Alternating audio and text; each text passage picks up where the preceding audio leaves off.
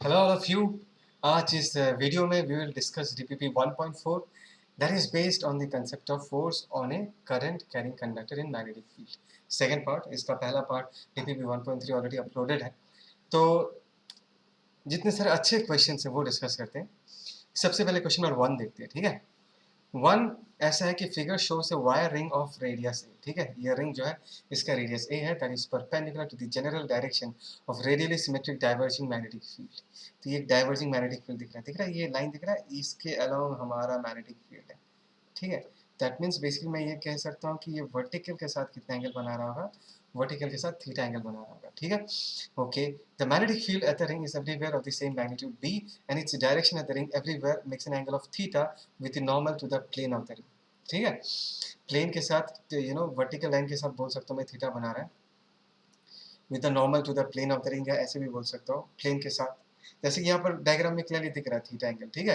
The twisted lead wires have no effect on the problem, find the magnitude of the force that the field exerts on the ring if the ring carries the current of I. मतलब अगर ये ring I current carry कर रहा है तो इसके ऊपर resultant force कितना लग रहा है वो हमको बताना है। So the first thing that I would like to say you कि इस बी को एक बार हम रिजॉल्व कर लेते हैं। बी का कॉम्पोनेंट होगा this is b sine theta, right.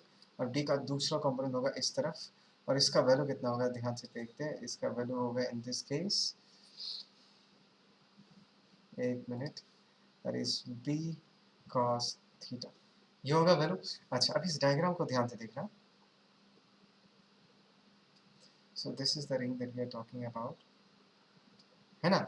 If I see the current का डायरेक्शन, यहाँ पर जो करंट है वो हमारे तरफ पॉइंट कर रहा है, और यहाँ पर जो करंट है वो स्क्रीन के अंदर घुस रहा है, ठीक है। और इस जगह पर जो मैग्नेटिक फील्ड है एक इस तरफ है, that is equal to what, b sine theta, और दूसरा मैग्नेटिक फील्ड इस तरफ है, that is b cos theta.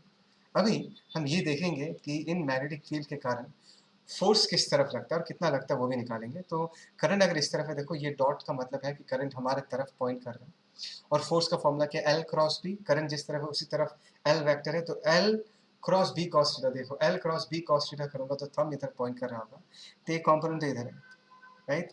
जैसे let us say this is the horizontal component of force, right. अभी अगर मैं बी साइन थीटा के साथ L cross B sine theta करूँ, that is L L cross B sine theta, L cross B sine theta, force कितना लग रहा होगा ऊपर की तरफ, तो ये जो है that is basically the vertical component of force.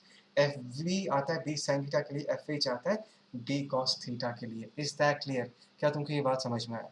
Okay, so now in this case अगर तुम ध्यान से देखोगे, अगर इस जगह पर देखो तो इस जगह पर भी ऐसा दो मैग्नेटिक फील्ड होगा। यहाँ पर एक आएगा दैट इज लेट अस से बी साइन थीटा, राइट, और इस तरफ और एक मैग्नेटिक फील्ड होगा जिसको हम क्या कह सकते हैं, let us say this is b cos theta. और यहाँ पर अगर मैं एल क्रॉस बी करता, एक बार L cross B cos theta करूँगा, L cross B cos theta, thumb इस तरफ पॉइंट कर रहा है, which means in this case एक मैग्नेटिक फोर्स तो इस तरफ है, right, that is the horizontal component. और दूसरा जो है बी साइन थीटा के साथ अगर क्रॉस करो, L cross B sine theta, thumb ऊपर की तरफ पॉइंट कर रहा होगा, so this is the vertical component of force. तो देखो मैंने क्या किया, मैंने डायमेट्रिकली दो ऑपोजिट पॉइंट्स को चूज किया, और दोनों को अगर मैं एक साथ कंपेयर करूं तो हमको दिख रहा है कि एफ एच वाला कंपोनेंट क्या हो जाएगा, कैंसिल आउट, सिर्फ बचेगा क्या, वर्टिकल कंपोनेंट्स बच जाएगा। And the same story will be repeated every point on this circular current carrying wire. हर जगह पर अगर मैं सर्कुलर करंट कैरिंग वायर में देखूँ तो एक एफ एच एक एफ वी होगा, और मुझे पता है कि जब मैं रिजल्टेंट फोर्स निकालूंगा तो सारा एफ एच कॉम्पोनेंट्स क्या हो जाएगा, सारा F H component will cancel out, only F V component will survive, ठीक है। तो इन दिस केस अगर मुझे रिजल्टेंट फोर्स निकालना है, क्या निकालना है, resultant force F R. In this case ध्यान से सुनना, एफ आर, तो मैं क्या कर सकता हूँ, इन सारे एफ बी को क्या कर सकता हूँ, ऐड कर सकता हूँ, ठीक है।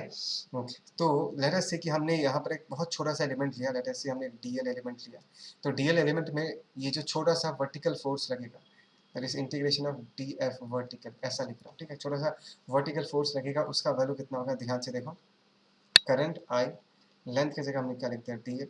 एंड कौन से मैग्नेटिक फील्ड के लिए ये वर्टिकल कंपोनेंट पैदा होता है, याद है तुमको, come on, b sine theta के लिए होता है, राइट। ये एफ वी वाला जो फोर्स है वो कौन से मैग्नेटिक फील्ड के कंपोनेंट के लिए क्रिएट होता है, दैट इज करके देखो, L cross B sine theta, thumb ऊपर की तरफ पॉइंट कर रहे हैं, तो वो बी साइन थीटा के लिए है। तो आई एल बी, बी के जगह हम क्या पुट कर देंगे, बी साइन थीटा पुट कर देंगे, राइट। तो ऐसे सारे वर्टिकल कंपोनेंट्स को अगर हम ऐड कर दें तो हमको इस वायर पे रिजल्टेंट फोर्स पता चल जाएगा। So in this case I, है ना, इंटीग्रेशन, अच्छा इंटीग्रेशन के बाहर कौन जाएगा, बी भी जाएगा, साइन थीटा भी बाहर जाएगा, और इंटीग्रेशन के अंदर क्या रहेगा, सिर्फ dl रहेगा, and this is the resultant vertical force that we are talking about. In this case क्या आएगा, this is I b sine theta, और अगर मैं dl करते करते करते करते करते पूरा इस पेरिफेरी में घूम जाऊँ तो dl का integration will nothing will be nothing but the circumference of the circle, so it is in this case equal to 2 pi a, तो इसका आंसर क्या होगा, that is 2 pi a I b sin theta। Is that clear? So this is the force acting on the ring in this case। ठीक है, pause करके लिख के रखो, फिर आगे बढ़ते हैं। नेक्स्ट क्वेश्चन नंबर 2 बहुत ही अच्छा क्वेश्चन है, थोड़ा मेहनत है इसमें, लेकिन इट्स वेरी नाइस क्वेश्चन, ध्यान से सुनना, ठीक है। ए कॉपर रॉड, देखो a copper rod of mass m rest on two horizontal rails at a distance l apart, मतलब ये जो दो रेल्स के बीच का जो ये डिस्टेंस है, मैंने यहाँ पर डायग्राम बना के रखा है, ये l डिस्टेंस है, this are the two rails, और ये जो पिंक कलर का तुमको रॉड दिख रहा है, this is the copper rod that we are talking about, and it carries a current of I दिख रहा है, I इसके थ्रू भी I करंट फ्लो कर रहा है, this is I from one rail to the other. तो coefficient of static friction between the rod and the rail is mu s, इन दोनों के बीच का जो कोफिशिएंट ऑफ स्टैटिक फ्रिक्शन इसको हम यूएस लिख के रखते हैं।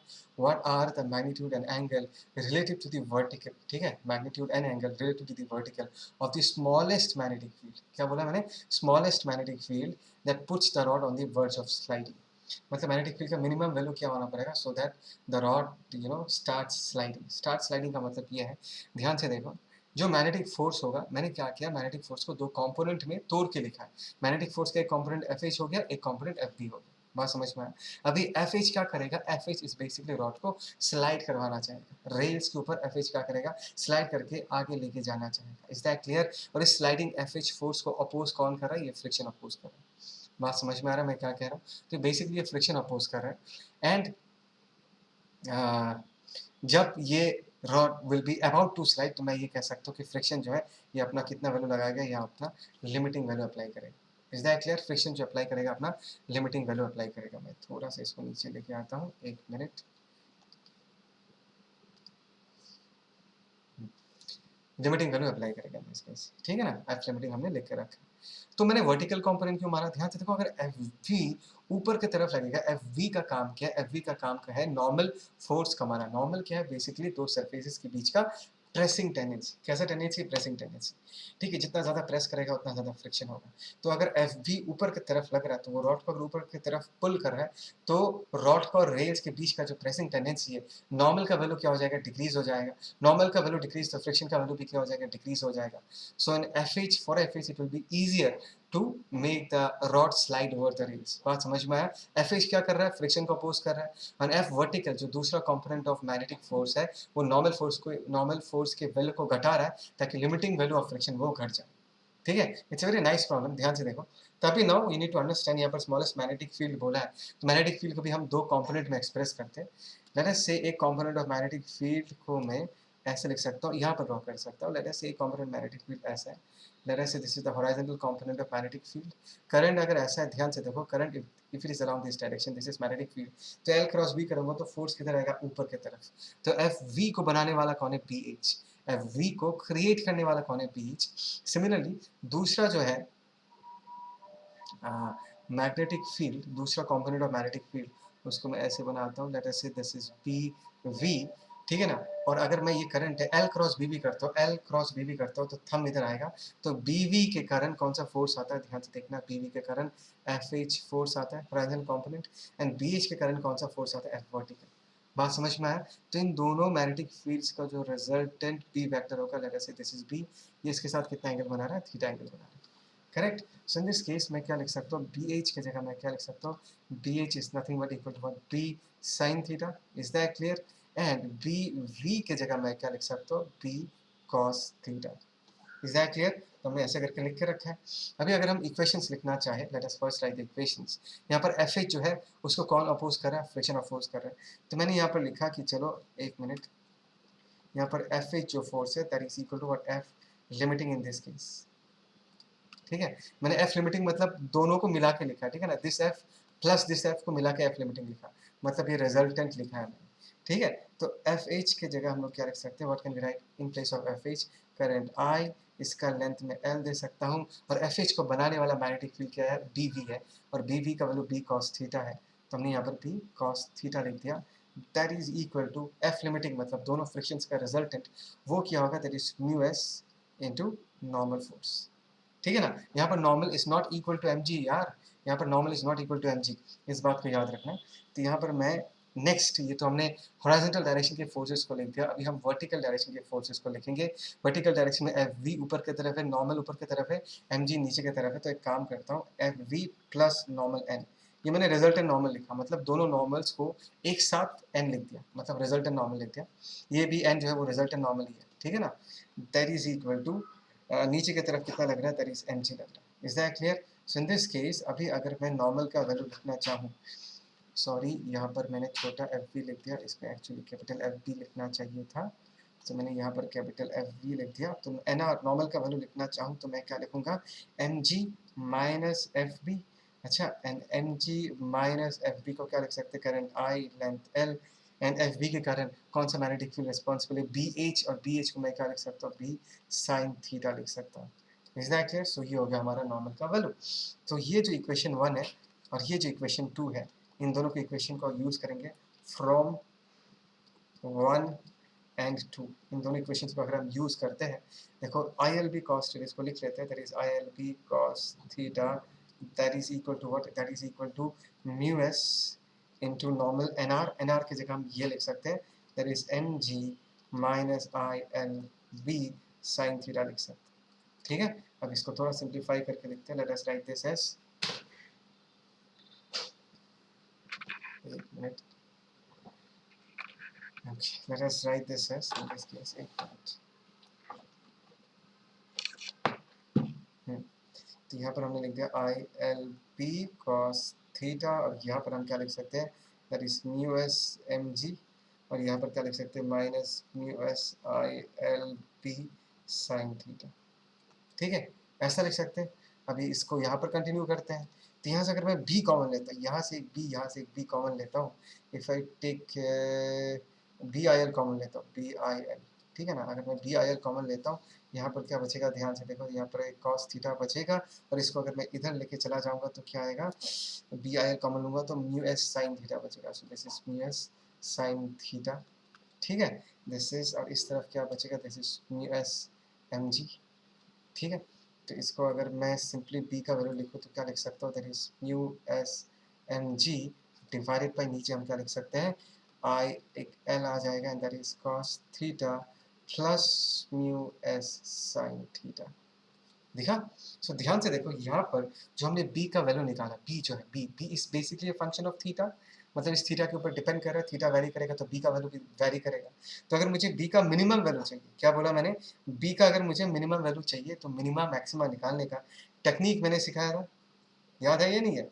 मिनिमम मैक्सिमा निकालने का जो टेक्निक है वो मैंने सिखाया था। सो इन दिस केस हम क्या करेंगे, याद है ना, हम इस b को डिफ्रेंशिएट करेंगे किसके रेस्पेक्ट में, थीटा के रेस्पेक्ट में, राइट। इसको डिफ्रेंशिएट करने के बाद जो भी एक्सप्रेशन आएगा, मैं करूंगा नहीं, तुम लोग करोगे, जो भी एक्सप्रेशन आएगा उसको तुम जीरो के साथ इक्वेट करोगे, ठीक है। और इन दोनों इक्वेशंस को जब सॉल्व करोगे, सॉल्व करने के बाद तुमको फाइनली मिलेगा theta is equal to what, 10 inverse of mu s. जो थीटा का वैल्यू आएगा, जिस थीटा पे b का वैल्यू मिनिमम है, वो थीटा का वैल्यू आएगा 10 इनवर्स ऑफ म्यू एस। बात समझ में आया?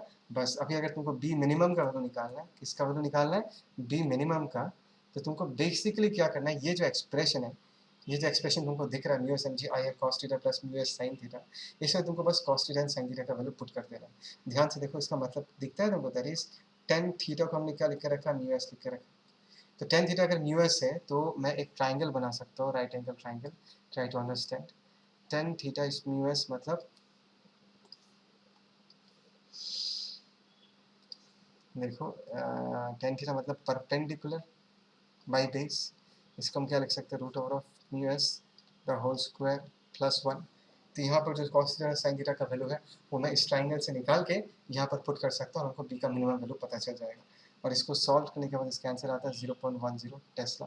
देखो, मेरा मोटिव ये है कि तुमको मैं ये सिखा पाऊँ कि किस तरीके से प्रॉब्लम के बारे में सोचना है और उस प्रॉब्लम को सॉल्व कैसे करना है। इस क्वेश्चन का बहुत एक इंपॉर्टेंट सा कैच है, देखो जो मैग्नेटिक फोर्स है F, वो दो काम कर रहा है, उसका एक कॉम्पोनेंट रेल को स्लाइड करवाना चाहता है और उसका जो दूसरा कंपोनेंट है वो नॉर्मल फोर्स को घटा रहा है ताकि एफ एच को आसानी हो स्लाइड करवाने के लिए, बिकॉज एफ एच फ्रिक्शन को अपोज कर रहा है, फ्रिक्शन एफ एच को अपोज कर रहा है, तो फ्रिक्शन का वैल्यू नॉर्मल पे डिपेंड करता है। अगर एफ वी नॉर्मल के वैल्यू को डिपेंड कर देगा, सॉरी डिक्रीज कर देगा, तो लिमिटिंग फ्रिक्शन का वैल्यू भी डिक्रीज करेगा and it will be easier for the horizontal component of magnetic field to drag the this rail this wire over the rails. समझ में आया? So that is how you solve this problem. ठीक है, pause करो, pause करके अच्छे से लिख के रखो। एक मिनट, फिर नेक्स्ट क्वेश्चन को देखते हैं। Let us see question number 3. 3 is also very nice question. I got a new specs and मेरा आँख खराब नहीं हुआ, it's good, but actually क्या है कि इस लॉकडाउन के चक्कर में I had to sit for a very long time in front of computer and इतना टाइम कंप्यूटर के सामने बैठने के बाद यू गेट प्रॉपर हेडेक। तो दिस इज बेसिकली स्पेक्स जो तुम्हारा स्क्रीन से जो ब्लू लाइट निकलता है ना उसको फिल्टर कर देता है, तो आँख में इतना स्ट्रेन नहीं गिरता। It's still now in the experimental phase, देखता हूँ। कहते हैं कि you use it for some time and you will realize that it relieves the stress. Let's see, ये स्ट्रेस रिलीव करता ही नहीं करता। Okay okay, let's see question number 3 के बारे में डिस्कस करते हैं। 3 ऐसा है कि स्ट्रेट कंडक्टर देखो ऑफ लेंथ आर नॉट, बढ़िया है, लेंथ आर नॉट ये है, carrying a current I, okay, is placed perpendicular to a long straight conductor which carries a current I naught, ये देखो I naught, as shown in the figure, find the force of interaction between them, मतलब इन दोनों के बीच का जो force of interaction है। पहली बात, इस पे अगर force लगाने वाला मैग्नेटिक फील्ड है वो किसका मैग्नेटिक फील्ड होगा? वो इसका मैग्नेटिक फील्ड होगा। I नॉट वाले करंट कैरिंग वायर का मैग्नेटिक फील्ड होगा। बोलो समझ में आया नहीं आया? तो इसके कारण जो यहाँ पर मैग्नेटिक फील्ड होगा, ट्राई टू अंडरस्टैंड, उसका डायरेक्शन कुछ ऐसा होगा। Just put your thumb along the direction of I naught, curl your fingers and your fingers will be pointing inside the screen. तो मैग्नेटिक फील्ड ऐसा है, but the idea is that देखो ये जो तुमको आई करंट कैरिंग वायर दिख रहा है, इसका अलग अलग पॉइंट इस वायर से अलग अलग डिस्टेंस पे, दैट मीन्स इस वायर के अलग अलग जगह पर मैग्नेटिक फील्ड का जो वैल्यू होगा वो भी डिफरेंट होगा, वो भी अलग होगा। तो अगर तुमको फोर्स निकालना है तो तुम एक बार में नहीं निकाल सकते, तुमको सबसे पहले छोटे से एलिमेंट में फोर्स निकालना पड़ेगा। तो सबसे पहले ये काम करते हैं, लेट से यहाँ से x डिस्टेंस पे, कितने डिस्टेंस पे? x डिस्टेंस पे यहाँ पर मैंने एक बहुत ही छोटा सा एलिमेंट चूज किया। ये छोटा सा एलिमेंट, इसका लेंथ कितना है? dx। ठीक है, तो x डिस्टेंस पे इस पर्टिकुलर, ये दिख रहा है ये वाला करंट का टुकड़ा, ये देखो करंट का टुकड़ा है, इस जगह पर जो मैग्नेटिक फील्ड बनेगा उसका वैल्यू कितना होगा? इसके कारण that is mu not I not divided by 2 pi x। So this is the magnetic field in this region which is at a distance of x, right? तो यहाँ पर जो फोर्स लगेगा वो किस तरफ लगेगा? देखो करंट इस तरफ था, मतलब एल वेक्टर भी इस तरफ होगा, मैग्नेटिक फील्ड स्क्रीन के अंदर है, तो एल क्रॉसेस बी, थंब ऊपर के तरफ पॉइंट कर रहा है, तो थंब अगर ऊपर की तरफ पॉइंट कर रहा है तो फोर्स किधर लग रहा होगा? फोर्स बेसिकली ऊपर की तरफ लग रहा होगा। This is D F. Is that clear? तो डी एफ का हम क्या लिख सकते हैं? D F in this case is current I, length की जगह हम लोग क्या लिख सकते हैं? D x, and magnetic field की जगह हम लोग क्या लिख सकते हैं? That is mu not I not divided by, हम क्या लिख सकते हैं? दैट इज 2 पाई एक्स, ऐसा लिख सकते हैं। सो इन दिस केस ध्यान से देखो, अगर हमने यहाँ पर mu not I into I not ऐसा लिख दिया, नीचे क्या आ जाएगा? दैट इज 2 पाई, और यहाँ पर इंटीग्रेशन में क्या आएगा? That is D x pi x, है ना, डी एक्स पाई एक्स। और लिमिट्स हम क्या पुट करेंगे? पहला एच आर नॉट से चालू होता है और दूसरा एच कहाँ पर खत्म होता है? 2 आर नॉट पे। सो लिमिट्स होगा आर नॉट से लेके 2 आर नॉट तक। सो देखते हैं, that is mu naught, that is I, फिर एक आई नॉट, यहाँ पर 2 pi L N D X by X is what? L N X. Limits put करूँगा तो यहाँ पर क्या आ जाएगा? एल एन 2 आ जाएगा। ठीक है, so this is the expression for net force, this is the expression for, yes यही एक्सप्रेशन है, net force acting on this wire. ठीक है, थोड़ा बहुत इंटीग्रेशन है, लेकिन देखो इस टाइप का क्वेश्चन एग्जाम में आता है, so you should be very much worst, एकदम सिंपल होना चाहिए तुम्हारे लिए ऐसा कैलकुलेशंस। ठीक है, ओके, फिर आगे बढ़ते हैं। Let's see the next question. Question number 4 देखते हैं। 4 A and B are two conductors carrying a current I. देखो ट्राई टू अंडरस्टैंड, हाँ, these are conductors, try to understand, these are conductors and they are electrically neutral। बात समझ में आया? So they cannot produce electric field, these two conductors A B, ये लोग electric field produce नहीं कर सकते, तो सिर्फ magnetic field produce करेंगे। and in this case they are basically carrying current along the same direction। तो same direction होने से क्या करता है? same होने से attract करता है, तो एक वायर दूसरे वायर को क्या कर रहा होगा? attract कर रहा होगा।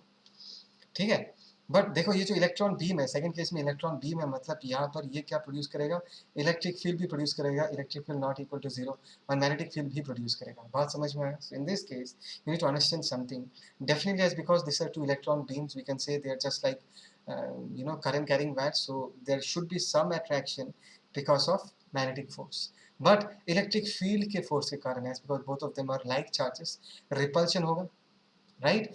रिपल्शन होगा। और हमेशा याद रखना कि मैग्नेटिक फोर्स के रिस्पेक्ट में इलेक्ट्रोस्टैटिक फोर्स हमेशा स्ट्रॉन्गर होता है, that means electrostatic force are much stronger as compare to what magnetic forces.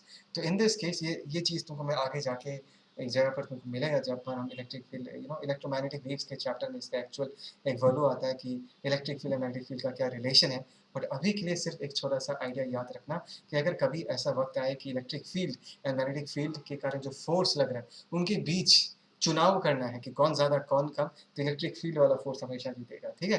That's because ये दोनों इलेक्ट्रॉन बीम्स है, दोनों लाइक चार्जेस हैं, एज बिकॉज ये this are practically electron beams, ये न्यूट्रल नहीं है, कंडक्टिंग वायर न्यूट्रल है, इसके अंदर जितने सारे इलेक्ट्रॉन्स उतने ही सारे प्रोटॉन्स हैं, लेकिन इलेक्ट्रॉन बीम अलग ही चीज़ है यार, ये एक चार्ज्ड फ्लो है, तो obviously there will be electric field, and electric field के कारण रिपल्शन होगा और ये जीतेगा, ठीक है, ठीक है? सो क्वेश्चन नंबर 4 का जो आंसर है, there will be attraction between A and B, repulsion between X and Y, ठीक है?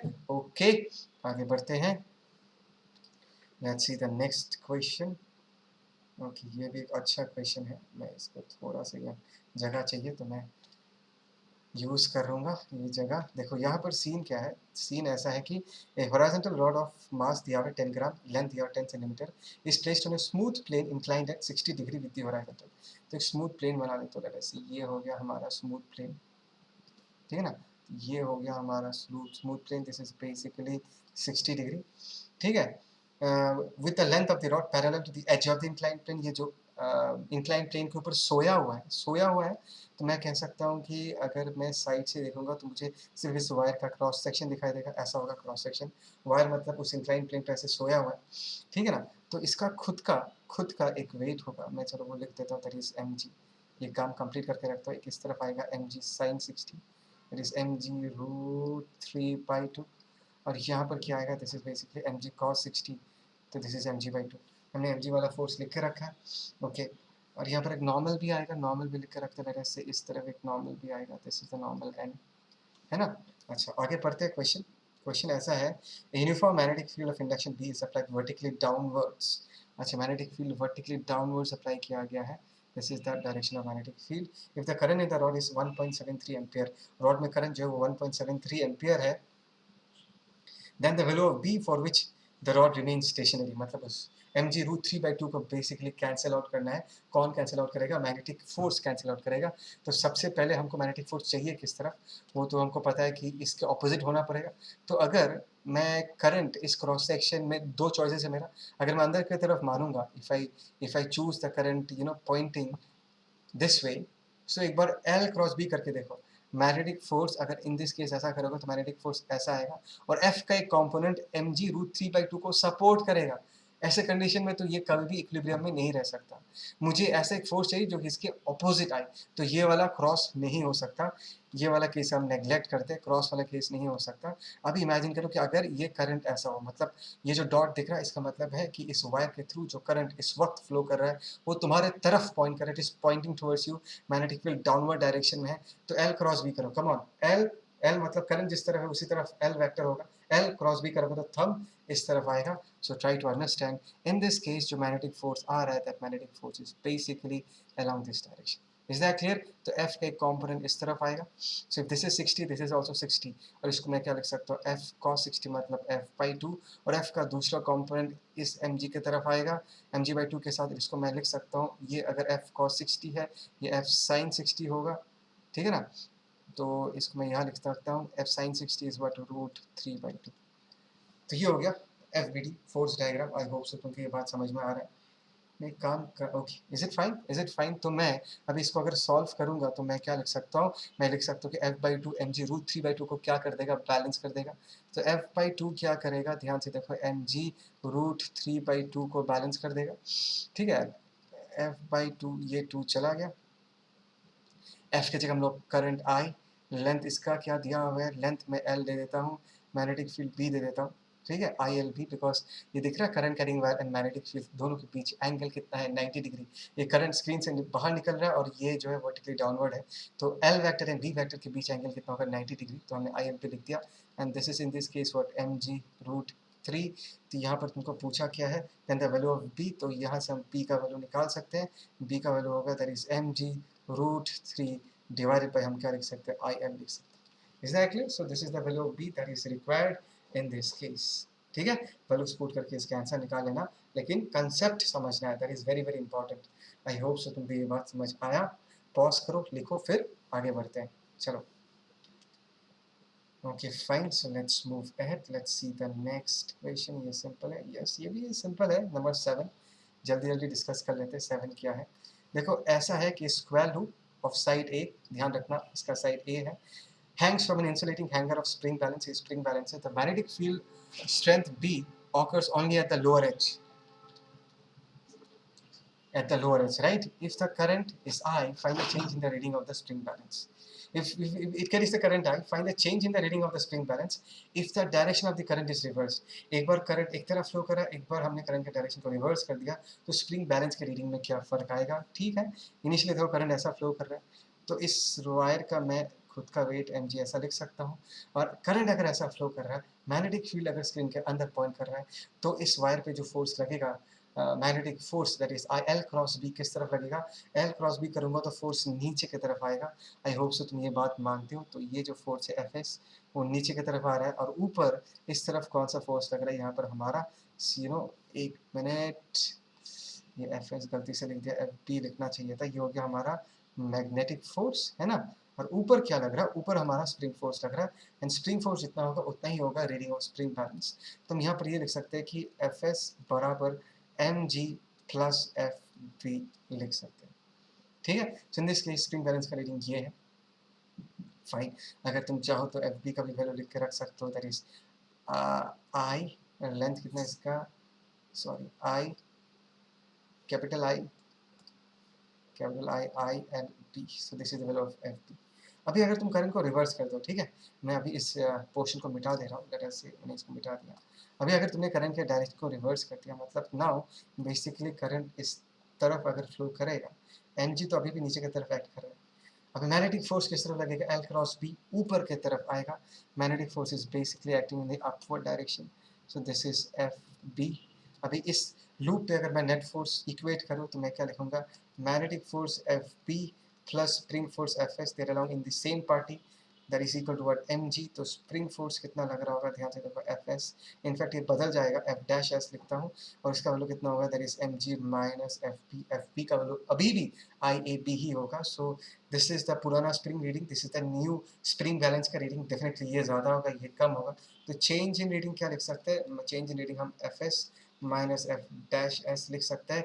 अगर हम दोनों को माइनस कर दे, Fs से F डैश एस को माइनस कर दे, तो बचेगा 2 times of Fp, and this will be the change in reading. Fb की जगह हम क्या लिख सकते हैं, that is current IA into B, that is 2IAB, so B is the correct option in this case।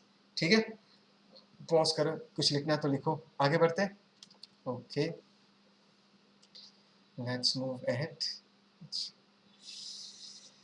Question number 8 अभी हम थोड़ा डिस्कस करेंगे, let us talk about question number 8। मुझे थोड़ा जगह चाहिए, तो मैं इस ऊपर का जगह का स्पेस बचा के रखता हूँ। Let us see question number 8। 3 long straight wires are connected parallel to each other across a battery of negligible internal resistance। Okay fine, ये हो गया हमारा पहला वायर, ठीक है, ये हो गया हमारा दूसरा वायर, ये हो गया हमारा तीसरा वायर, और ये सारे के सारे पैरेलल में कनेक्टेड है, मतलब यहाँ पर हमारा बैटरी है, ठीक है ना। एंड ये ऐसा, ये ऐसा, ये ऐसा, ये ऐसा। Let us say this is the first wire, let us say this is the second wire, let us say this is the third wire, and the ratio of the resistances are 3:4:5, मतलब R1 पहले वाले का resistance is to R2, दूसरे वाले का resistance R3 is equal to 3:4:5।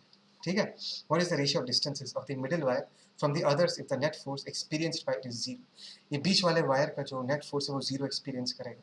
Now the first question comes कि ये force 0 क्यों एक्सपीरियंस करेगा, what is the reason behind it, try to understand। यहाँ से करंट I निकला, यहाँ पर करंट I पहुँचा, तो यहाँ पर लेट अस से कितना करंट फ्लो कर रहा है, यहाँ पर करंट लेट अस से I3 फ्लो कर रहा है, यहाँ पर कितना करंट फ्लो कर रहा है I2, और इसके थ्रू कितना करंट फ्लो कर रहा है I1 करंट फ्लो कर रहा है।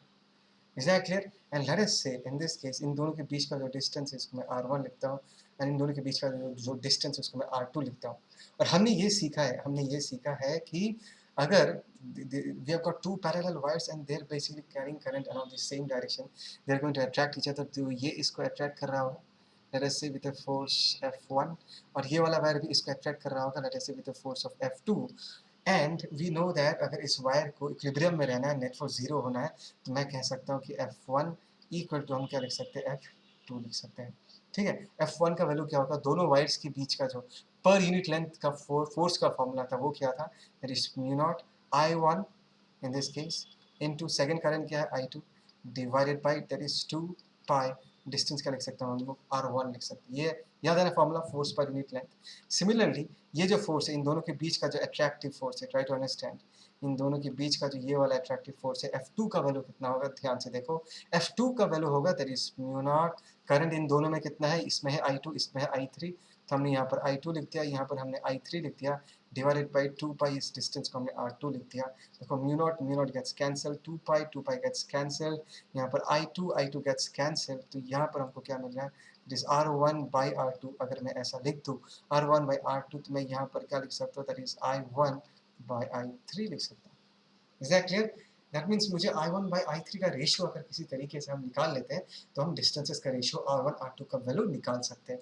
ठीक है, अच्छा अभी ध्यान से देखो, see in this case, as because all the three rods are in parallel, so the current in this case will be distributed in the inverse ratio of resistance. So I1 is to I2 is to I3. It can be written as 1 by 3 is to 1 by 4 is to 1 by 5.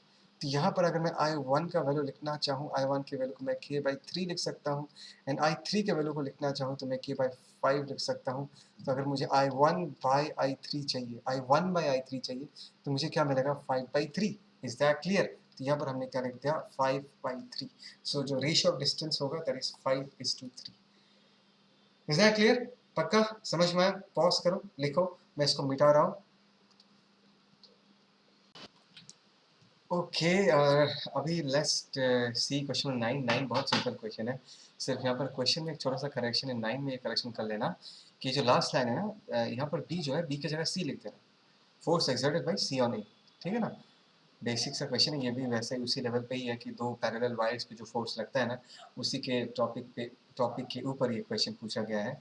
ये वाला भी same है। हम ये वाला question देखते हैं, number 12 देखते हैं। ठीक है, अभी 12 क्या है, 12 में ऐसा कहा गया है कि same current I equal to 2 ampere, try to understand, same current I equal to 2 ampere in a wire frame as shown in the figure, flowing in a wire frame as shown in the figure। यहाँ पर भी 2 ampere, यहाँ पर भी 2 ampere, यहाँ पर भी 2 ampere. The frame is a combination of two equilateral triangle ACD CD of side 1 metre. ठीक है, साइड का वैल्यू 1 मीटर है, इक्विलेटरल है मतलब इस साइड का भी लेंथ कितना होगा, 1 मीटर ही होगा। It is placed in uniform magnetic field B equal to 4 tesla, दिख रहा है, acting perpendicularly to the plane of the frame, the magnitude of magnetic force acting on the frame is, इस particular frame में magnetic force कितना लग रहा है वो पूछा गया। सो इस पूरे फ्रेम को ना मैं 3 पार्ट्स में तोड़ सकता हूँ। I can say part CAD, part CD and part CED, right. तो अगर पूछा जाता है कि find out the force on the section CAD वाला सेगमेंट जो है, ये जो एक एंगल शेप का वायर है, इसको मैं एक स्ट्रेट वायर से रिप्लेस कर सकता हूँ, जिसमें मैं एक स्ट्रेट लाइन बना सकता हूँ from C to D। So CD वाले सेगमेंट में जितना फोर्स लगेगा CAD में भी उतना ही फोर्स लगेगा। सिमिलरली CED वाला जो टुकड़ा है, इस पे जितना फोर्स लगेगा CD वाले टुकड़े पे भी उतना ही फोर्स लगेगा। ये हमने कहाँ पर डिस्कस किया था, हमने डिस्कस किया था on the topic of force on an arbitrary shaped current carrying wire, जहाँ पर हम एक arbitrary shaped current carrying wire जिसपे यूनिफॉर्म मैग्नेटिक फील्ड में रखा गया है, तो उस पर फोर्स निकालने के लिए हम करते क्या थे, हम उस आर्बिटरी शेप्ड वायर के एंड पॉइंट्स को लोकेट करते हैं, उसको एक स्ट्रेट लाइन से ज्वाइन करते हैं, और वो जो स्ट्रेट वायर हमको देखेगा, उस स्ट्रेट वायर पे जितना फोर्स लगेगा उस arbitrary shaped current carrying wire पे भी उतना ही फोर्स लगेगा। सो इन दिस केस, अभी अगर इस पर टोटल फोर्स पूछा जाए CAD, CD एंड CED, तो मैं लिख सकता हूँ total force in this case, total force in this case is nothing but 3 times the force experienced by CD। CAD में CD वाला फोर्स लगेगा, CED वाले में भी CD वाला ही फोर्स लगेगा, एंड CD तो ऑलरेडी है तो 3 टाइम्स आ गया। ठीक है ना, 3 टाइम्स ऑफ फोर्स क्या होगा, I length L into B, ठीक है। So this is 3। Current I की जगह हम लोग क्या लिख सकते हैं 2 एम्पियर, लेंथ 1 मीटर दिया, मैग्नेटिक फील्ड कितना दिया 4, तो 4 3 जा 12, 12 2 जा 24 Newton in this case, right. 4 3 जा 12, 12 2 जा 24, सो 24 Newton is the correct answer in this case, ठीक है। सिंपल सा, इट्स वेरी सिंपल। आगे बढ़े, इसको मिटा देते, कुछ लिखना है तो लिखो। Okay, so let's move ahead now. ये वाला भी सेम लॉजिक पे, सेम कंसेप्ट पे ये क्वेश्चन बेस्ड है, ठीक है। अच्छा, ये वाला क्वेश्चन देखते हैं, ये भी उसी कंसेप्ट पे ही है, थोड़ा सा छोटा सा एक ट्रिक यूज किया गया है। देखो, parabolic wire as shown in the figure is located in x5 plane. देखो ये पैराबोलिक वायर है, लेट अस से ये OP वाला वायर है, carries current I equal to 10 ampere current flow करता है। Uniform magnetic field of intensity 2√2 tesla, ये magnetic field है which is at an angle of 45 degree with the x axis. ये magnetic field है, इसका intensity है। Exist throughout the plane if the coordinates of the point P of the wire, point P का जो coordinate है वो कितना दिया 2,1.5, तो पूछा गया फोर्स क्या होगा। सिंपल सा है, देखो, even though the wire OP is in the shape of a parabola, I can replace this curved wire with a straight wire, that is OP। Straight wire से रिप्लेस कर सकते हो ऐसा, है ना। तो ये जो OP वेक्टर होगा which will be our L vector, उसको हम क्या लिख सकते हैं, वेक्टर फॉर्म में लिख सकते हैं, that is 2i cap plus 1.5 j cap, right. OP vector को ऐसा लिख सकते हैं। और ये जो मैग्नेटिक फील्ड है इसको अगर आई कैप जे कैप में लिखना है तो हम क्या लिखेंगे 2√2 cos 45 आई कैप, मतलब 2 आई कैप आ जाएगा, प्लस 2√2 sin 45 जे कैप, तो यहाँ पर भी 2 जे कैप आ जाएगा, ठीक है। इन दिस केस अगर मैं 2 को कॉमन ले लेता हूँ तो यहाँ पर क्या बचेगा आई कैप प्लस जे कैप। अभी अगर मुझे इस ओपी वाले सेगमेंट पे फोर्स निकालना है वेक्टर फॉर्म में, देखो तो क्या होता है, current I into OP vector, मतलब एल वेक्टर की जगह ओपी स्ट्रेट वाला वेक्टर क्रॉस बी वेक्टर। बस यहाँ पर तुमको बस ओपी वेक्टर और बी वेक्टर का वैल्यूज पुट करना है and you will get back the answer in this case, ठीक है। सो इन दिस केस 14 का आंसर कितना आता है मैं तुमको बता देता हूँ, तुम क्रॉस कर लेना, करके देखना। यहाँ पर आंसर जो यहाँ पर लिखा हुआ है 14 का बी, दैट इज 10 न्यूटन दिया हुआ है, बट टेक्निक समझ में आया ना इसको कैसे करना है, ठीक है। फिर आगे बढ़ते, लेट्स मूव अहेड। ओके, 14 हो गया, 15 देखते हैं। 15 एक बहुत ही tricky question, it's nice tricky question, इसको देखते हैं कैसा है। Figure shows an equilateral triangle ABC, दिख रहा है ए, कहाँ गया भाई, हाँ दिस इज ABC, ठीक है। ऑफ साइड एल, हर एक का साइड एल है, carrying current placed in a uniform magnetic field B, बढ़िया है, ये L लेंथ का है। The magnitude of magnetic force on the triangle, triangle में कितना मैग्नेटिक फोर्स होगा वो पूछा गया है। देखो सिंपल सा ट्रिक लगाना है, देखो इस जंक्शन में इधर से भी आई आया, इधर से भी आई आया, तो इधर कितना करंट होगा 2i, तो यहाँ पर भी कितना करंट होगा 2i होगा, यही 2i जाके यहाँ पर पहुँचता है, इधर आई निकल जाता है, इधर आई निकल जाता है, ठीक है। इस पूरे फ्रेम पे टोटल फोर्स कितना पूछा गया, तो हम एक छोटा सा ट्रिक यूज़ करेंगे जिसमें हम इस पर्टिकुलर फ्रेम को दो अलग अलग स्ट्रक्चर्स में तोड़ेंगे। एक तो हम एक इक्विलेटरल फ्रेम इमेजिन करेंगे ऐसा, this is an equilateral frame, and ध्यान से देखो यहाँ पर भी हमने कितना माना 2i, यहाँ पर भी कितना माना 2i, 2i ऑलरेडी था, और इस रास्ते भी हमने कितना करंट मान लिया 2i, दिख रहा है 2i, is that clear. But actually इस ब्रांच में 2i करंट नहीं है, इस ब्रांच में एक्चुअली क्या करंट है, I करंट है। So in order to take care of that मैंने ऐसा और एक वायर इमेजिन किया और करंट हमने I ऐसा मान लिया, बात समझ में आया।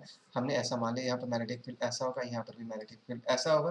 अगर मैं इन दोनों इस इक्विलेटरल फ्रेम को इस स्ट्रेट वायर से कम जोड़ दूँ तो मुझे यही वाला फ्रेम मिल जाएगा 2i, और इस ब्रांच में कितना करंट मिल जाएगा, I करंट मिल जाएगा। तो अगर फोर्स मुझे बताना है, सबसे पहले इन दोनों पे जो टोटल फोर्स लगना है उनका जो रिजल्टेंट आएगा वही इस फ्रेम पे फोर्स लगेगा, right. And we know that this is a close loop पे हमेशा नेट फोर्स क्या होता है 0, और यहाँ पर ध्यान से देखो this is basically straight wire of length L, तो इसमें फोर्स का वैल्यू कितना होगा I, length L, magnetic field B, and L vector and B vector के बीच एंगल 90 डिग्री है, तो ILB is the correct answer. तो 15 का जो करेक्ट आंसर होगा 15 का A होगा। इज दैट क्लियर, छोटा सा ट्रिक है, देख के रखो, कभी कभी बहुत काम में आ सकता है। Is that clear. नेक्स्ट बारी है क्वेश्चन नंबर 16 का, ये भी सिंपल सा क्वेश्चन है लेकिन देख के रखते हैं। Horizontal metallic rod of mass m, इसका मास m है, इसका लेंथ l है, is supported by two vertical identical springs of spring constant k दिख रहा है। अच्छा, मैग्नेटिक फील्ड ऐसा दिख रहा है and natural length l naught, मतलब इसका नेचुरल लेंथ मैं l नॉट मान सकता हूँ।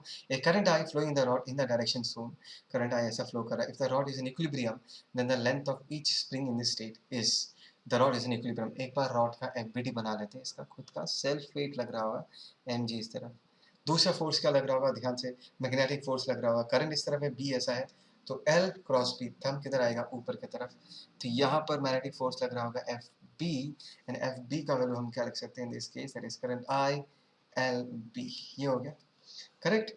एंड लेट अस से कि एफ बी एम जी से ज़्यादा है तो फोर्स रॉड के ऊपर जो रिजल्टेंट फोर्स लगेगा इन दोनों के लिए ऊपर की तरफ है, तो स्प्रिंग रॉड को अगर फोर्स लगाएगा तो किधर फोर्स लगाएगा, नीचे की तरफ फोर्स लगाएगा। तो मैंने माना चलो यहाँ कितना फोर्स लग गया कि एक्स नीचे की तरफ, और यहाँ कितना फोर्स लग गया कि एक्स। बात को समझो, ये रॉड का अगर नेचुरल मतलब एफ बी और एम जी के कारण ये रॉड अगर ऊपर मूव करना चाहता है तो स्प्रिंग में क्या आया होगा, स्प्रिंग में एक्सटेंशन आया होगा। इस बात को ध्यान से समझना, मतलब x जो है वो बेसिकली एक्सटेंशन है, मतलब रॉड का जो स्प्रिंग का जो नया लेंथ होगा तो उसको हम एल नॉट प्लस एक्स लिख सकते हैं। तो अभी बारी है x का वैल्यू निकालना। It's a very basic problem. हमको सिर्फ इस पे जो रॉड पे जो नेट फोर्स है उसको बैलेंस कर देना है। एफ बी ऊपर की तरफ है और एम जी के पार्टी में कौन है, एम जी के पार्टी में ट्वाइस के एक्स भी है, ठीक है ना। तो यहाँ से अगर मैं x निकालना चाहूँ तो मैं क्या लिख सकता हूँ, that is F B minus M G divided by, हम क्या लिख सकते हैं, 2k लिख सकते हैं। एफ बी के जगह हम क्या लिखेंगे, that is I L B minus M G divided by 2k। And पूछा है कि then the length of each spring, अगर मुझे हर एक स्प्रिंग का लेंथ चाहिए तो इनिशियली उसका लेंथ एल नॉट था प्लस एक्स एक्सटेंशन आ चुका है उस पर, तो मैं यहाँ पर क्या लिख सकता हूँ, that is P I L minus M G divided by क्या लिख सकते हैं, 2k लिख सकते हैं। So B I L minus M G divided by 2k। So in this case 16 का अगर आंसर देखें, 16 का B is the correct option. ठीक है, वेरी सिंपल। पॉज लिखो, आगे बढ़ते, let's move ahead, let's see the next question क्या है। ओके, ये अच्छा क्वेश्चन है, छोटा सा है लेकिन इंटरेस्टिंग इंपॉर्टेंट कंसेप्ट इन्वॉल्व कर रहा है। देखो, इन the figure shown a current L1 नहीं होगा भाई साहब, दिस इज एक्चुअली I1, हाँ, is establish in a long straight wire AB में I1 करंट फ्लो कर रहा है। another wire CD carrying current I2, ध्यान देना, is placed in the plane of the paper, right? the line joining the ends of the wire is perpendicular to the wire AB। मुझे ऐसा straight line बनाऊंगा, it is perpendicular to the wire AB। the resultant force on the wire CD में resultant force क्या होगा वो पूछा गया है। तो मेरा क्वेश्चन है, the first question that I am going to ask you is that can I replace this angular shaped wire with a straight wire, something like this, क्या मैं ऐसे रिप्लेस कर सकता हूँ? Come on, tell me, can I say CD is the effective length of this angular shaped wire? And the answer is no, नहीं replace कर सकते इसको स्ट्रेट वायर से। And the reason is because इस region में no doubt magnetic field is present, but ये जो magnetic field भी है वो नॉन यूनिफॉर्म है। हमने जो एक आर्बिटरी शेप्ड वायर को एक स्ट्रेट वायर से रिप्लेस करने का फंडा डिस्कस किया था, that is only possible if the field is uniform. यहाँ पर फील्ड यूनिफॉर्म नहीं है तो तुम ऐसा नहीं कर सकते। Are you getting the point? इसको तुम एक स्ट्रेट वायर से रिप्लेस मत करना, ठीक है। इस चीज़ को अच्छे से, इस क्वेश्चन को अपने नोट में अच्छे से लिख के रखना ताकि कभी भी गलती ना करो तुम जब इस प्रॉब्लम को सॉल्व करो, ठीक है। या इस कंसेप्ट पे बेस्ड अगर कभी कोई क्वेश्चन आता है तो ये हटा दिया मैंने। अभी क्वेश्चन ये आता है कि फोर्स क्या लगेगा, तो मैं ठीक है मैं अलग अलग सेगमेंट करके देखता हूँ। फॉर एग्जांपल इस सेगमेंट में फोर्स कितना लगेगा, I2 के अलॉन्ग एल वेक्टर होगा तो एल क्रॉस बी थंब इस तरफ पॉइंट कर रहा है। सो इन दिस केस मैं फोर्स का डायरेक्शन इसका इस तरफ दे सकता हूँ, right. This is the force on the section C, ये वाला सेक्शन। और इस वाले सेक्शन में करंट जिस तरफ है एल क्रॉस बी थंब इधर पॉइंट कर रहा है। So let us say this is force, late us say this is F dash, ये दो फोर्स आएगा, ठीक है ना। अभी ध्यान से देखो, इस एफ को हम दो कंपोनेंट में तोड़ सकते हैं। एक तो हो गया ये वाला कंपोनेंट, एक तो हो गया ये वाला कंपोनेंट। यहाँ पर भी ऐसा ऐसा। Is that clear? Okay, now we all know कि एफ का जो वैल्यू होगा वो एफ डैश से क्या होगा, ज़्यादा होगा, बिकॉज ये वाला जो वायर का टुकड़ा है वो ए बी से ज़्यादा पास है, तो यहाँ पर फील्ड का स्ट्रेंथ भी ज़्यादा होगा, यहाँ पर मैग्नेटिक फोर्स का वैल्यू भी क्या होगा, ज़्यादा होगा। लेकिन ये वाला जो पोर्शन है वो वायर से दूरी पे है, तो यहाँ पर मैग्नेटिक फील्ड का स्ट्रेंथ कम होगा तो फोर्स भी क्या होगा, कम होगा। सो अभी अगर मैं इस वायर पे, सीधी वायर पर रिजल्टेंट फोर्स चेक करूँ तो this two vectors will basically add up, मतलब इस तरफ एक रिजल्टेंट फोर्स आएगा, right. This is the resultant force along Y direction. And ध्यान से देखो, अगर मैं इस वेक्टर को और इस वेक्टर को ध्यान से देखो, ऑब्वियसली ये वेक्टर जीतेगा बिकॉज इसका मैग्नीट्यूड क्या होगा, ज्यादा होगा। तो रिजल्टेंट इस तरफ एक बचेगा, that is force along X direction, ठीक है। So resultant force will be somewhere along this direction. यहाँ पर क्या लिखा है, जीरो, गलत option. Towards negative X axis गलत option, towards positive Y axis गलत है। वाई की तरफ भी है, एक्स की तरफ भी है, ऑप्शन होगा नन ऑफ दिस, ठीक है। यहाँ पर क्वेश्चन के स्टार्टिंग में जो फंडा तुमको बताया था, इंपॉर्टेंट सा एक रीजन दिया था, वो रीजन बहुत ही ज़्यादा इंपॉर्टेंट है, ठीक है। उस चीज़ को तुम अच्छे से लिख के रखना लेकिन अपने नोट में, ठीक है। ओके फाइन, तो आगे बढ़ते। Okay, let's move ahead. अभी नेक्स्ट क्वेश्चन देखते हैं। Let us see this question, ये भी प्यारा सा क्वेश्चन है लेकिन करना चाहिए। A B C D E एक करंट कैरिंग वायर है, लॉन्ग वायर है, करंट आयन कैरी करता है। The portion BCD is a semi circle, ये तो दिख ही रहा है, विद सेंटर एट O पे सेंटर है। Another long very long wire passes through O, दिख रहा है ये I2 वाला जो करंट कैरिंग वायर है। और इस डॉट को देखो, डॉट को देख के ये समझ में आ रहा है ये जो करंट है वो बेसिकली मेरे तरफ पॉइंट कर रहा है। तो इससे जो करंट निकल रहा है that is pointing towards you, is perpendicular to the plane of ABCDE and it carries a current of I2 outside the plane of paper. The two wires attract, repel, do not exert force, ये सब पूछा गया, ठीक है। तो एक काम करते हैं, लेट अस से कि AB वाले टुकड़े के लिए, AB वाले टुकड़े के लिए इस O वाले जगह पर मैग्नेटिक फील्ड का डायरेक्शन किस तरफ होगा। Just put your thumb along I1, इस तरफ अपना थंब को पुट करो, curl your fingers and just imagine तुम्हारा फिंगर्स O पॉइंट से अगर निकलेगा, the fingers will be Poynting towards you. That means यहाँ पर जो मैग्नेटिक फील्ड का डायरेक्शन होगा, ये मैग्नेटिक फील्ड है वो इस तरफ होगा, मतलब O वाले रीजन में। कर्व्ड पोर्शन के लिए किस तरफ होगा, कर्व्ड पोर्शन में करंट ऐसा फ्लो कर रहा है, तो put your thumb along the direction of current, curl your fingers, ये भी O पॉइंट पे निकल के मैग्नेटिक फील्ड हमारे तरफ ही आ रहा होगा। तो ये वाला भी डॉट है, this is because of the curved portion, late us से B डैश। अभी ये वाला जो सेगमेंट है, DE वाला सेगमेंट, इसके लिए किस तरफ होगा। Just put your thumb along the direction of current, curl your fingers, घूम के फिर से तुम्हारे तरफ ही आ रहा है। तो ध्यान से देखो पॉइंट क्या है। पॉइंट ये मैं बताना चाहता हूँ कि इस AB वाले टुकड़े के लिए, BCD वाले टुकड़े के लिए, DE वाले टुकड़े के लिए, इस जगह पर जो फील्ड प्रोड्यूस हो रहा है that is along the direction of current I2, that is along the direction of current I2, that means magnetic field, जो भी resultant magnetic field बनेगा वो I2 के डायरेक्शन के along ही होगा। और हमने ये सीखा है, बहुत बार सीखा है कि ऐसे सिनेरियो में वायर पे कभी भी फोर्स नहीं लगता। So answer in this case क्या होगा, do not exert force on each other. Is that clear? So this is question number 18. So we are done with question number 18. 18 का C है, इसको मिटा रहा हूँ, आगे बढ़ते हैं। Question number 19, very nice question, देखते हैं इस क्वेश्चन को। Which of the following statement is correct in the given figure? Infinitely long wire at E is kept perpendicular to the paper carrying current inwards. तो यहाँ पर ये जो cross दिख रहा है, this is basically representing the direction of current. Current अंदर की तरफ जा रहा है और ये हमारे पास एक लूप है, ठीक है। ये जो ये लूप जो है इसको क्लोज लूप है भाई, ये ऐसा है, ठीक है ना, करंट ऐसा। सो करंट ऐसा फ्लो कर रहा है, this is a close loop. तो इस ई के कारण जो मैग्नेटिक फील्ड प्रोड्यूस होगा वो कैसा होगा। Just put your thumb around the direction of current and the magnetic field lines will look like this. Do you agree with this, है ना। तो मैं यहाँ पर ज़्यादा क्लमजी नहीं कर रहा, ऐसा मैग्नेटिक फील्ड बनेगा, ठीक है। और इस रीजन में मैग्नेटिक फील्ड कैसा होगा, come on try to understand, ऐसा होगा, राइट। और इस साइड में मैग्नेटिक फील्ड का डायरेक्शन कैसा होगा, कुछ ऐसा होगा, फाइन। तो if I am talking about the segment AB वाले सेगमेंट के, यू नो, AB वाले का अलाइनमेंट जैसा मैग्नेटिक फील्ड का भी वैसा अलाइनमेंट है। It means current and magnetic field are basically along the same direction. तो फोर्स ऑन द AD वाला segment, right to understand, if I say what is the force on the AB वाला segment, है ना, AB वाले segment पे force definitely कितना होगा, 0 होगा। अभी तुम पूछोगे सर CD वाले पोर्शन पे कितना फोर्स लगेगा, फोर्स ऑन द CD वाला पोर्शन भी क्या होगा, 0 होगा। बिकॉज ध्यान से देखो जो मैग्नेटिक फील्ड एंड जो करंट है they are basically along the same line. Is that clear. अच्छा, अभी फोर्स लगने वाला अगर है तो इस जगह पर लगने वाला है, BC वाले पोर्शन पे। तो ध्यान दो, BC वाले पोर्शन पे मैं थोड़ा सा बड़ा करके बनाता हूँ। Let us say this is B, let us say this is C and this is current I is flowing along this direction. And magnetic field जो है वो ऐसा है कुछ है। डेफिनेटली मैग्नेटिक फील्ड का वैल्यू जो है वो वेरी करेगा obviously, right, there be some variation of magnetic field. तो इस सेगमेंट पे अगर फोर्स लगेगा किस तरफ लगेगा, just this is magnetic field, I जिस तरफ है उसी तरफ L वेक्टर है, तो L क्रॉस B करूंगा तो थंब जो है वो स्क्रीन के अंदर पॉइंट कर रहा है। इसका मतलब ये है कि इस जगह पर जो मैग्नेटिक फील्ड क्रिएट हुआ है इट इज बेसिक, सॉरी, इस वायर पे जो फोर्स लग रहा है L क्रॉस B करने के बाद जो फोर्स लग रहा है वो बेसिकली स्क्रीन के अंदर पॉइंट कर रहा है। मतलब मैं इसको ऐसे क्रॉस से रिप्रेजेंट करता हूँ, this is the direction of force. Similarly अगर मैं इस टुकड़े को देखता हूँ, AD वाले टुकड़े को देखता हूँ, किसको, AD वाले टुकड़ों को देखता हूँ, तो करंट बेसिकली इस तरफ फ्लो कर रहा है, this is I. Magnetic field का डायरेक्शन किस तरफ है, one more time, A is nearer, तो यहाँ पर मैग्नेटिक फील्ड का वैल्यू ज़्यादा होगा, उसके बाद मैग्नेटिक फील्ड का वैल्यू डिक्रीज होगा। But let's talk about the force in this case, किधर आएगा इन दिस केस, एक मिनट, हाँ, एक गड़बड़ हुआ है। गड़बड़ क्या, मैं बता देता हूँ यार। ये करंट का डायरेक्शन मैंने गलती से ऐसा दे दिया, यहाँ पर ये एरो देख के एक्चुअली थोड़ा गड़बड़ ये है कि करंट ऐसा फिर ऐसा फिर ऐसा, इसमें ऐसा होगा करंट का डायरेक्शन, ठीक है, ये ठीक कर लेना। करंट का डायरेक्शन थोड़ा उल्टा है, तो यहाँ पर करंट का डायरेक्शन ऐसा नहीं होगा, करंट का डायरेक्शन इन दिस केस ऐसा होगा, ठीक है ना।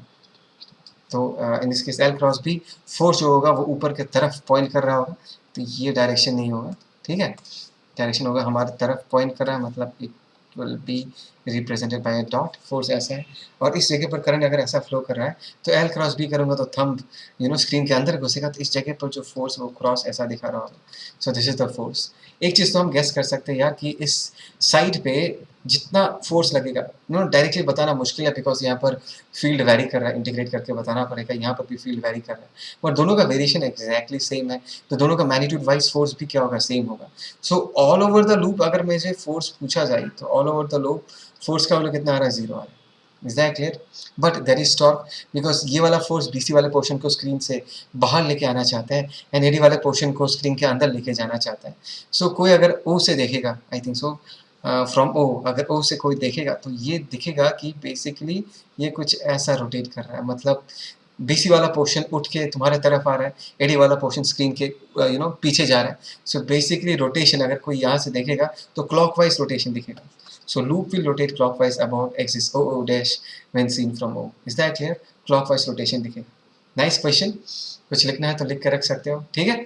ओके, इसको मिटा रहा हूँ एंड सी लेट्स सी कुछ अगर और है तो ये 20 जो है इट्स सिंपल यार, ये तुम्हारे लिए है, ये तुम करके देखना, इट्स वेरी सिंपल। इसको छोड़ो, डिस्कस नहीं करते क्योंकि ऐसा ही क्वेश्चन मैंने पहले भी डिस्कस किया था, याद है ना? ऐसा अगर तुमको कर्व शेप दिखता है, this is an arbitrary shape current getting where, अगर मैग्नेटिक फील्ड होता है तो हम सीधा एक स्ट्रेट लाइन से रिप्लेस कर सकते हैं, उसी के ऊपर ये क्वेश्चन बेस्ड है।